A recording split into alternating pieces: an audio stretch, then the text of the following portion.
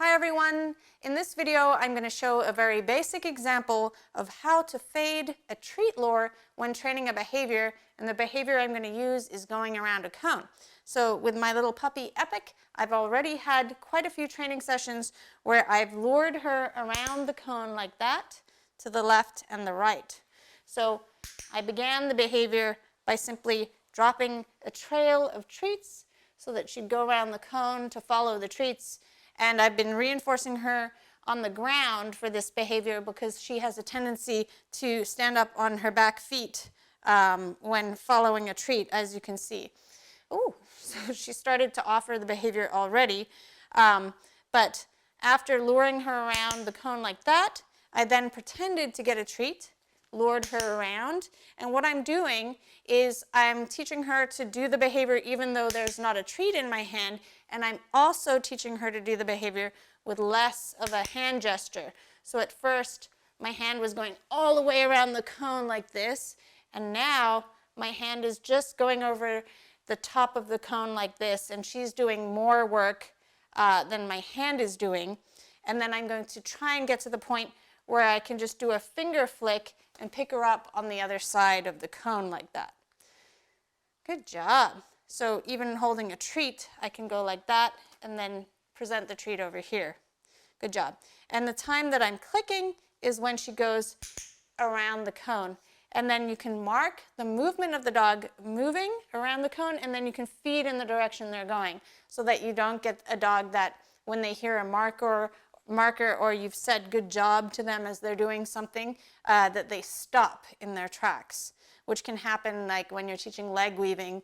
The dog weaves your leg and then stops at your side to say, hey, where's my treat? So the dog might stop right here and say, hey, where's my treat? If you just kept cueing them to go around in a circle like that.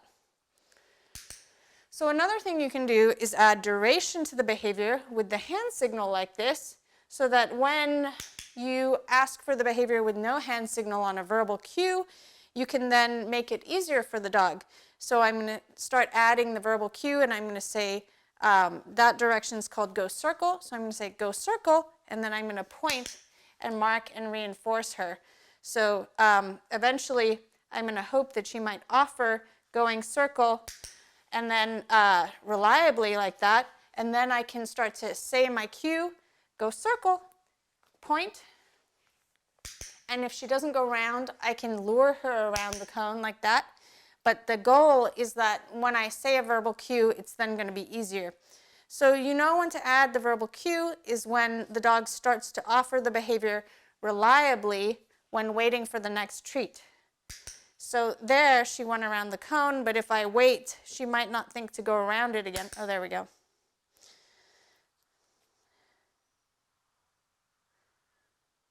Go circle. Awesome. And it wasn't as pretty as when I lured it, but it was still something. So if you're really struggling with your dog, one thing you can do is lure them behind the cone like this, give them the treat, and then they're going to have to come around the cone in order to find where your treats are kept. So I'm feeding her back here.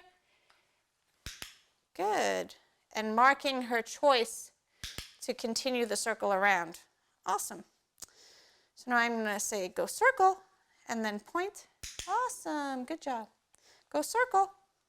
And if she doesn't think to do it, I'm going to lure her. She's doing a little spin here, so that's not very good. So next time I'm going to feed her here so that she's lined up nicely to go all the way around.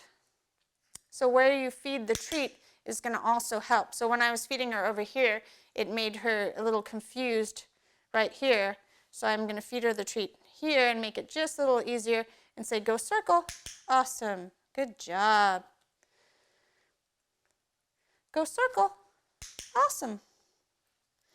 Go circle, and then I'm going to make it a little bit easier with the hand signal. Go circle. Go circle. Did you see how she got confused again? Because she's just following my hand back and forth here, but then she finally got it. So I'm going to continue to set her up for success by starting the circle where she's most confident to go around the corner. Awesome.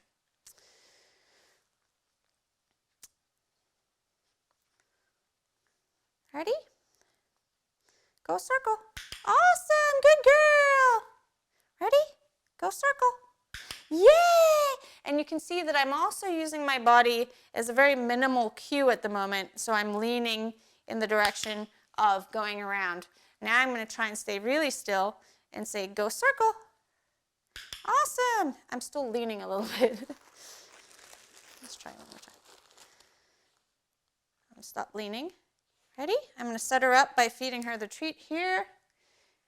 Go circle. And she was already going circle, so. Go circle.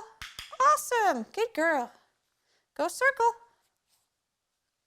And when she doesn't do it, I'm not going to wait. I'm going to quickly lure her, then set her up so it's easier in that position here to think to go round. Because if she's in the down position, she's not going to be down in front of me. She's going to think to do a lot of other weird stuff before she thinks to go away from me and around the cone.